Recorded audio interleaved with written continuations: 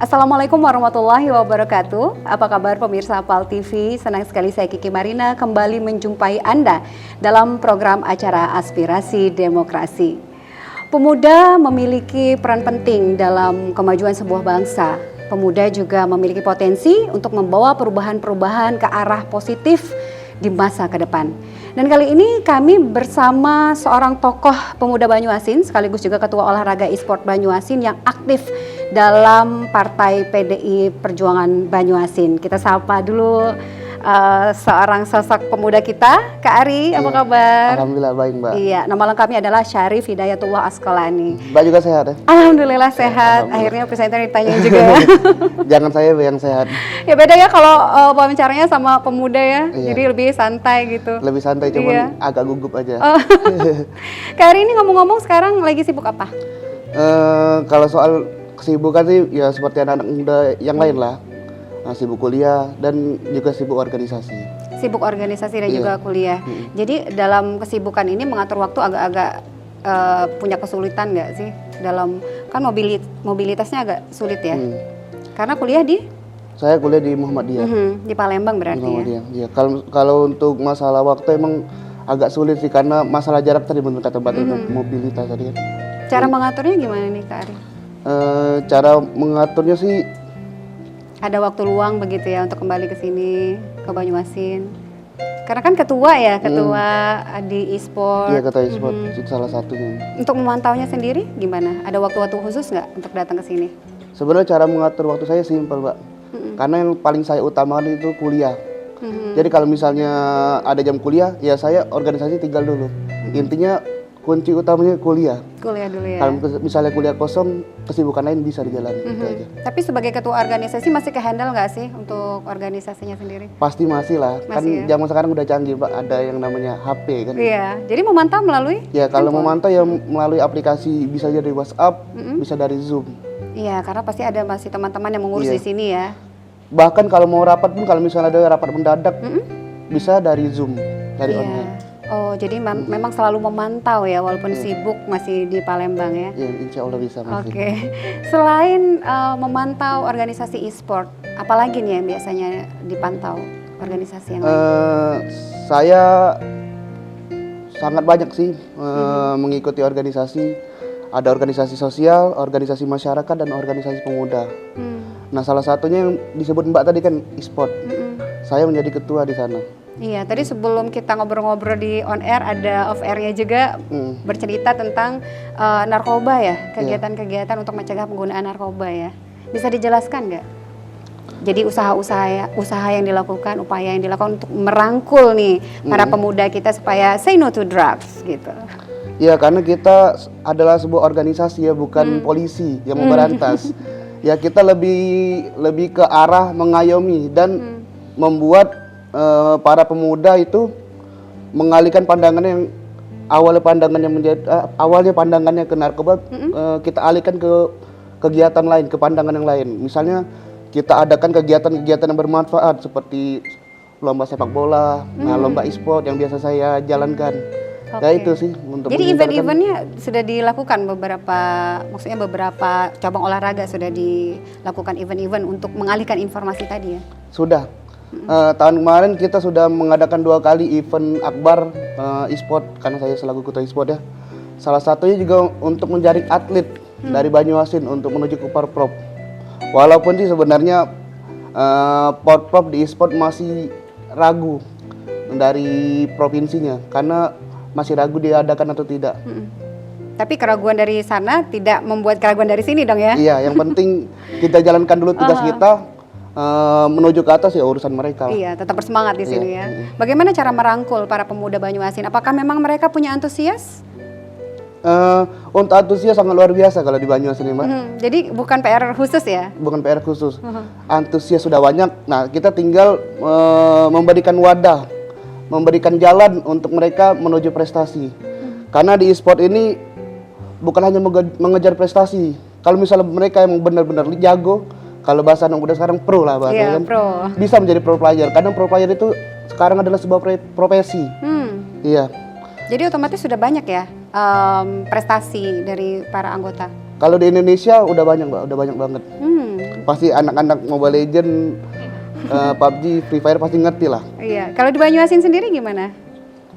Kalau Prestasinya? di Banyuasin sendiri sih belum ada prestasi, cuman ada semangat para pemudanya untuk mengikuti eventnya. Tapi dirangkul, diwadahi begitu. Untuk ke depan ada rencana khusus nggak untuk para player ini? Rencana khusus sih, dibilang rencana khusus sih enggak, ini udah rencana umum karena kadang saya membuat program itu minta nasihat-nasihat dari atlet-atlet. Jadi itulah enaknya pemuda, sesama pemuda tuh. Jadi saling memahami. Iya. Jadi setiap saya ingin membuat program, pasti saya tanyakan dulu kepada atlet-atlet saya, apa nih yang bagus untuk e-sport ke depan.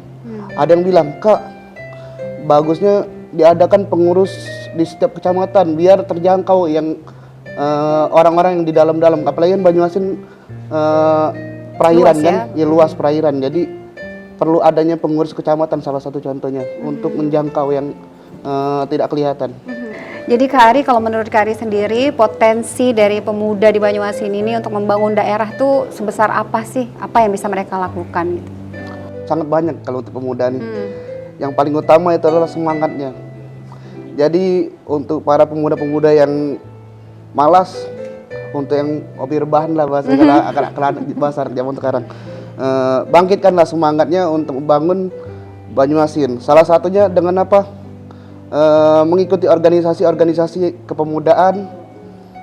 Dengan mengikuti organisasi kepemudaan, berarti kita punya wadah untuk bisa menyampaikan aspirasi ke pemerintah langsung. Jadi bukan hanya DPR yang bisa menyampaikan aspirasi. Iya. Kita yang mengikuti organisasi ini juga bisa. Karena setiap ada kegiatan pasti tidak mungkin pemerintah tidak diikut sertakan. Kak Ari, menurut Kak Ari, potensi dari pemuda Banyuasin ini sudah cukup baik gak untuk membangun Banyuasin? Kalau menurut saya sih belum 100% cukup karena kita sebagai pemuda perlu yang namanya dirangkul dan diarahkan ke hal yang positif. Salah satunya mengarahkan ke organisasi-organisasi yang membuat mereka memiliki pengalaman yang banyak. Pengetahuan berpolitik juga ya, pasti atau ya. mungkin lebih membawa mereka supaya berinovasi gitu ya. Dan melupakan hal-hal yang negatif. Hal-hal negatif. Yang pasti. Jadi banyak sekali ya kegiatan-kegiatannya, berorganisasi juga dalam hal pendidikan. Ada waktu nggak untuk diri sendiri? Biasanya kan di usia-usia seperti Kak Ari ini masih suka healing, masih suka pacaran. Punya pacar nggak nih Kak Ari? Kalau pacar sih enggak. Nggak ada. Ini yakin nih nggak punya Cuman satu. yang disukai ada pasti. Oh ada. Karena Tapi dikit kita dulu. manusia normal kan pasti ada yang disukai. Iya. Nggak mungkin nggak ada. Kenapa nih belum jadian sampai usia seperti ini? Kenapa saya nggak mau pacaran? Karena saya juga mengarahkan ke adik-adik saya juga untuk tidak berpacaran. Itu arahan dari orang tua atau memang? Iya, arahan dari almarhumah ibu saya yang pastinya. Jadi beliau menyarankan untuk Iya. tidak pacaran gitu ya. Saya juga kenapa saya setuju untuk mengarahkan adik saya untuk tidak pacaran.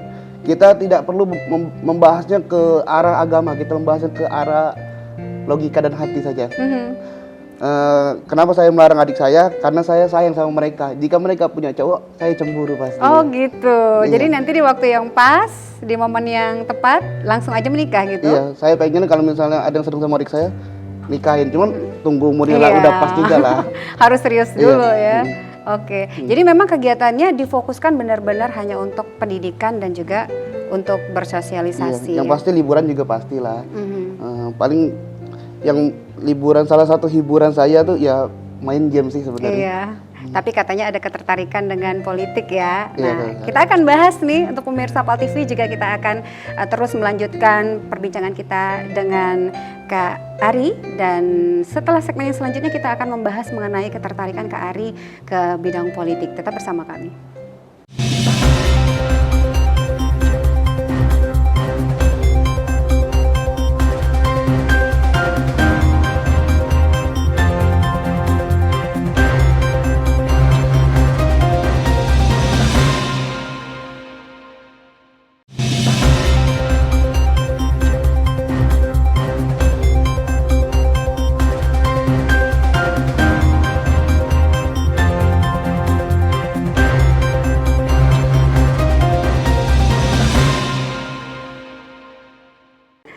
Terima kasih pemirsa, Anda masih bersama kami dalam Aspirasi Demokrasi. Tentunya kita masih bersama narasumber kita yaitu Syarif Hidayatullah Asqalani yang memang merupakan tokoh pemuda Banyuasin sekaligus juga ketua olahraga e-sport Banyuasin dan aktif di Partai PDIP Perjuangan. Nah, kali ini kita menuju ke arah politik nih, Kak Ari. Ya.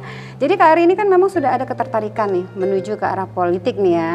Nah, apa sih yang membuat Kak Ari jadi kok tertarik dengan dunia politik? Pada awalnya saya kurang senang dengan politik karena menurut saya politik itu terlalu formal, terlalu monoton. Karena saya kan sukanya yang casual, yang santai. Jadi saya dulu waktu masih kecil pengennya kalau kerja tuh kerja yang santai-santai. Nah, itu pada awalnya.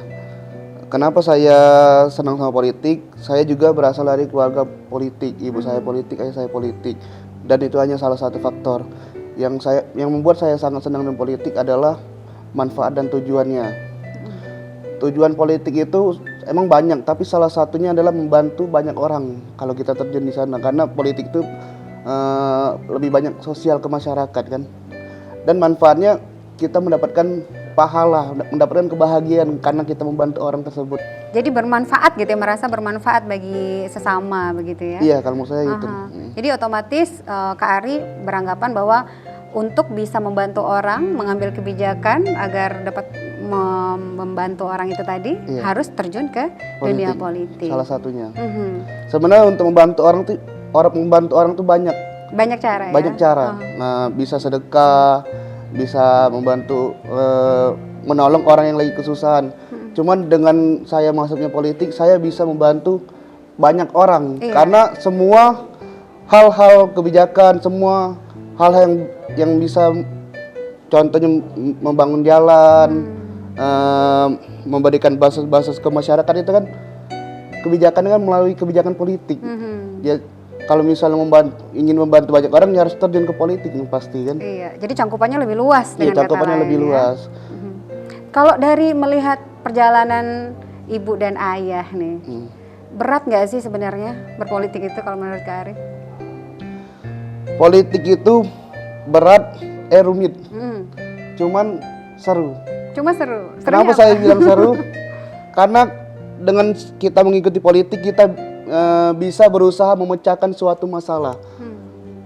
Dalam hal kecil aja, seperti kita berorganisasi. Ya tidak mungkin lah diorganisasikan lempem lurus ya. Pasti ada permasalahan-permasalahan yang harus diselesaikan. Intinya berpolitik itu seru. Iya, jadi belajar problem solving begitu ya. Iya. Otomatis mental juga harus kuat nih. Yang pasti. Udah siap nggak mentalnya nih Kak Ari? Kalau dibilang siap, enggak. Cuman mau nggak mau harus siap. Harus siap. Iya. Kita ini pemuda yang dibutuhkan itu semangatnya. Dengan adanya semangat, mental itu akan terbentuk sendiri. Iya. Tapi kalau menurut Kak Ari sendiri melihat contoh-contoh yang sebelumnya dari ibu dan ayah, apa sih yang paling membuat menjadi tantangan nih masuk ke dalam politik ini? Paling menjadi tekanan mungkin ke depannya? Ya, tantangan yang paling berat dalam berpolitik itu kalau misalnya menurut pandangan saya, pertama membagi waktu keluarga dan politik. Karena yang namanya orang berpolitik itu kan apalagi dia yang sudah memegang jabatan itu dia harus memiliki banyak pikiran, mikirin keluarga dan mikirin masyarakat. Ya menurut saya itu sih salah satunya membagi waktu ke antara keluarga dan politik. Karena pernah menjadi anak seorang politikus ya. Saya merasakannya. Iya, jadi tahu mungkin susah ya ayah untuk datang ke sekolah, misalnya ada rapat di sekolah gitu ya. Kadang kami juga sebagai anak, saya dan adik-adik juga memaklumi hal seperti itu. Tapi bisa menerima ya karena bisa menerima. Karena yang lebih penting itu membantu masyarakat, bukan kami. Kami ini nomor 2 nggak apa-apa diduakan. Iya, jadi itu akan ditanamkan pada diri Kak Ari nanti? Iya. Akan mendedikasikan diri untuk cuman kalau bisa memaksimalkan keluarga bisa, politik bisa, berjalan beriringan begitu. Berjalan beriringan. Ya? Oke, jadi itu sebenarnya yang tantangan yang paling utama ya. Jadi kalau tantangan dari luar nggak begitu lah ya Kak Ari ya.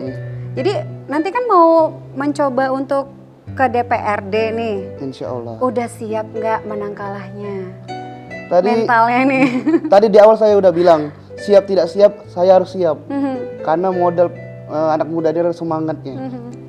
Jadi apa sih sebenarnya, kan kita punya semangat nih untuk membangun tadi daerah menurut Kak Ari. Apa yang membuat Kak Ari itu benar-benar terpanggil melihat ke daerah-daerah kah? Sudah pernah nggak sih ke seluruh bagian di Banyuasin, kan luas nih? Kalau Banyuasin kan ada 21 kecamatan. Iya, perairannya Dari ya. 21 kecamatan itu saya sudah datang 18 kecamatan sudah saya datangi. Gimana hasil mendatangi para Hasil riset ya, Hasil bahasa riset. anak mahasiswa ya.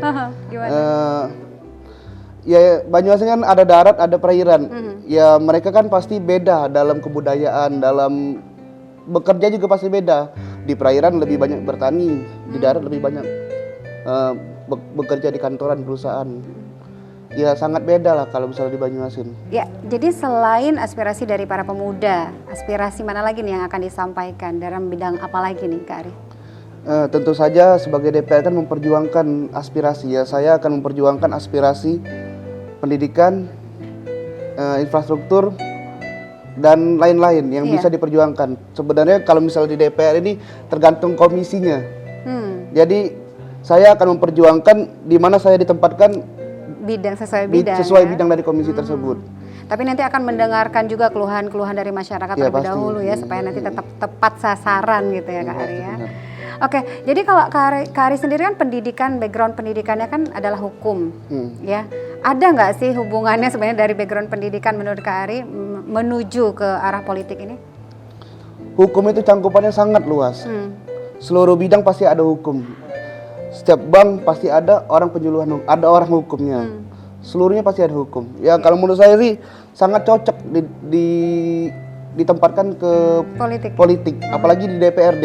Karena DPRD itu tugasnya membuat peraturan kalau misalnya di RI kan peraturan undang-undang. Berarti kalau misalnya di sini perda, di provinsi perda. Ya Jadi sangat cocok lah kalau menurut saya. Jadi memang sudah tepat nih ya background pendidikan Iya, kalau sangat menurut tepat. Kak Ari ya. Sejauh ini sudah mendalami kah?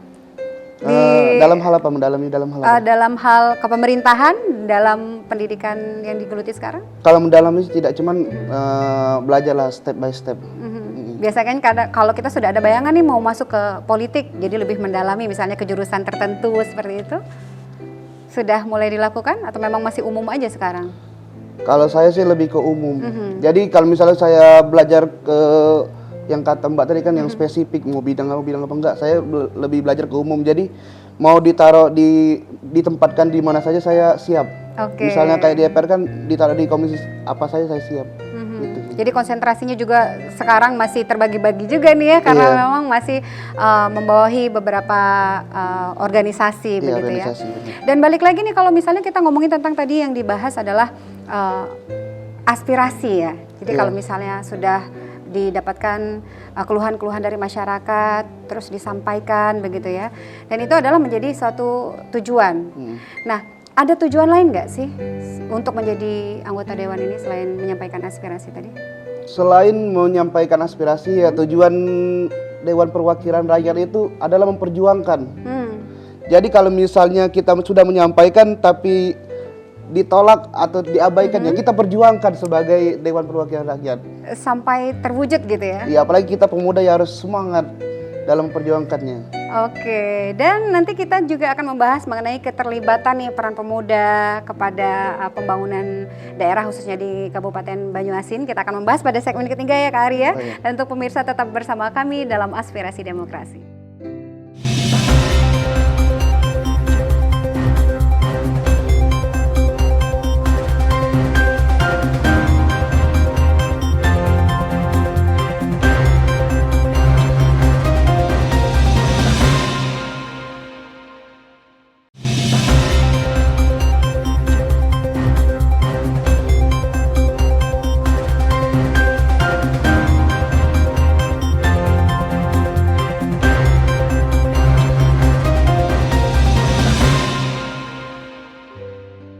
Terima kasih pemirsa, Anda masih bersama Aspirasi Demokrasi. Tentunya kita masih bersama Syarif Hidayatullah Asqalani yang memang dari tadi kita sudah membahas mengenai ketertarikan dengan politik, begitu ya, aktivitas sehari-hari. Dan kali ini kita menuju tentang peran pemuda atau juga pendapat Kak Ari sendiri ingin terjun ke politik saat ini. Jadi memang Kak Ari kan usianya masih muda banget. Kok bisa sih berani terjun ke dunia politik, Kak Ari?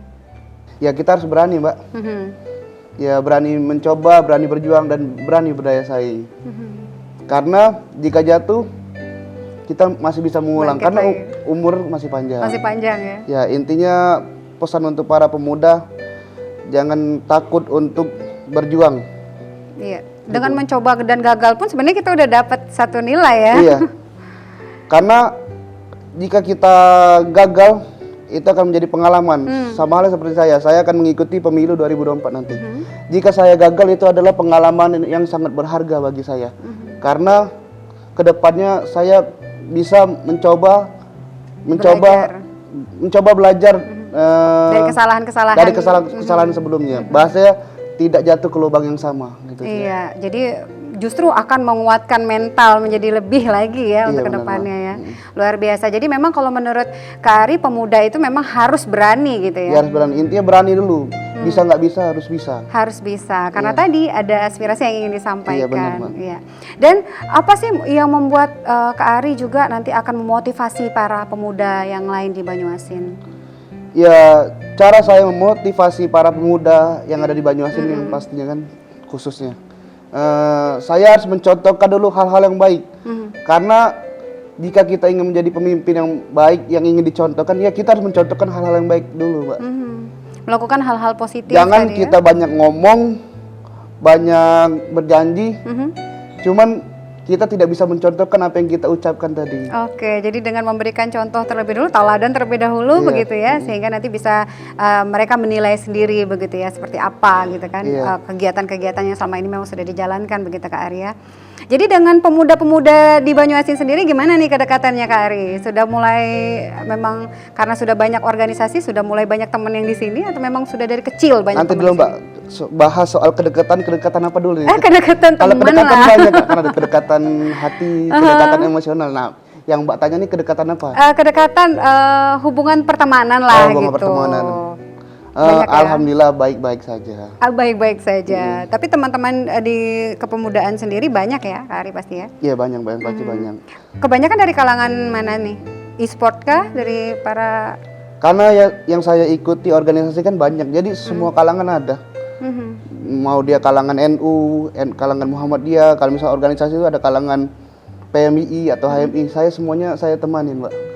Ya kita sebagai pemuda boleh idealis, cuman jangan idealis nian, harus fleksibel. Iya. Karena kita masih tahap belajar, jadi kita harus pelajari semuanya yang perlu kita pelajari. Gitu. Karena di usia-usia seperti Kak Ari ini sebenarnya jarang ada ya yang terjun ke politik ya. Biasanya masih rebahan dulu di rumah gitu ya. Untuk membangkitkan semangat mereka nih gimana nih Kak? Saya yakin Mbak, sebenarnya pemuda-pemuda kita ini pengen berjuang, cuman bingung caranya gimana. Kak Ari pernah nggak sih berbagi sama teman-teman pemuda di Banyuasin ini, misalnya, oh berbisnis tuh kayak gini nih, atau misalnya berbagi-bagi pengalaman, karena kan Kak Ari bukan stay selalu di sini ya, mungkin sudah melihat dunia luar begitu, berbagi pengalaman kepada teman-teman.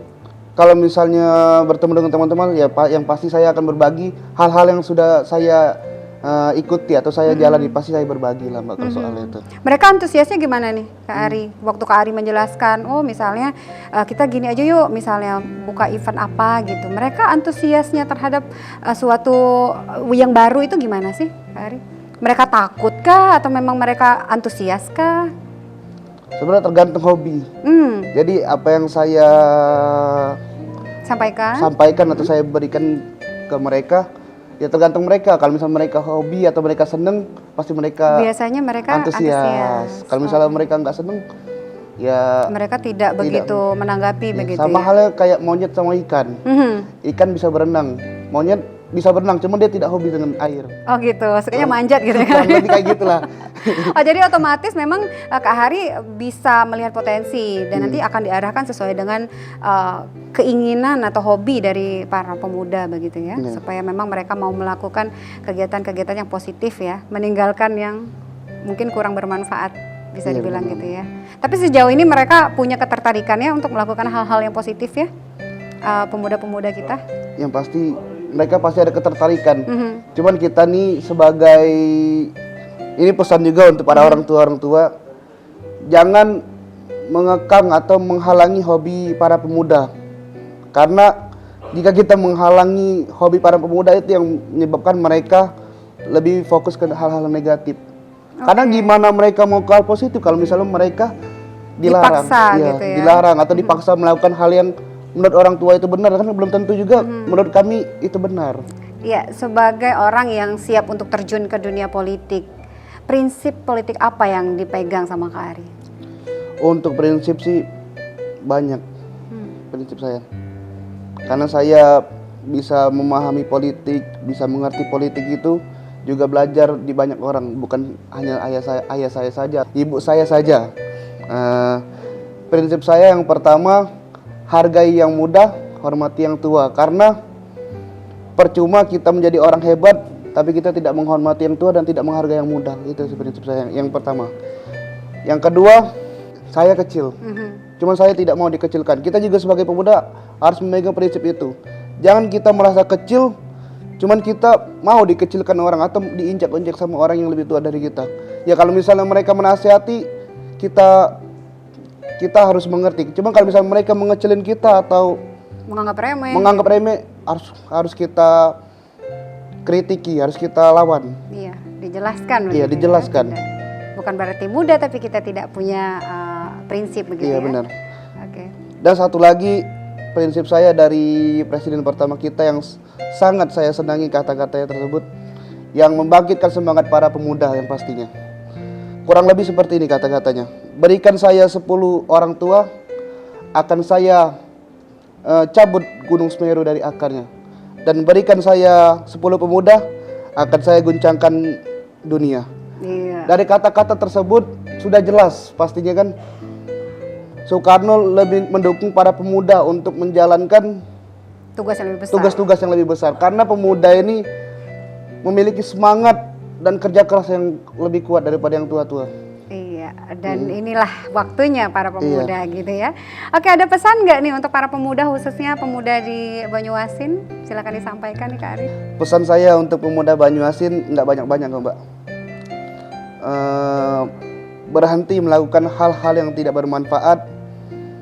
Carilah pengalaman yang banyak, karena banyaknya pengalaman berpengaruh pada masa depan kita. Iya, luar biasa. Terima kasih nih atas motivasinya, bincang-bincang waktunya nih Kak Ari. Semoga aktivitasnya selalu lancar, membagi waktunya juga makin baik nih. Amin. Dan tentunya berpolitiknya semakin kuat. Amin. Iya, amin. Dan untuk pemirsa PAL TV, demikian tadi acara aspirasi demokrasi kita, tentu saja yang sudah disampaikan oleh narasumber kita Kak Ari, bahwa memang yang menjadi salah satu komposisi membangun bangsa yang kuat itu adalah pemuda yang kuat, berinovasi, dan juga pastinya memiliki rasa cinta terhadap bangsa. Saya Kiki Marina, pamit undur bersama kru yang bertugas. Wassalamualaikum warahmatullahi wabarakatuh.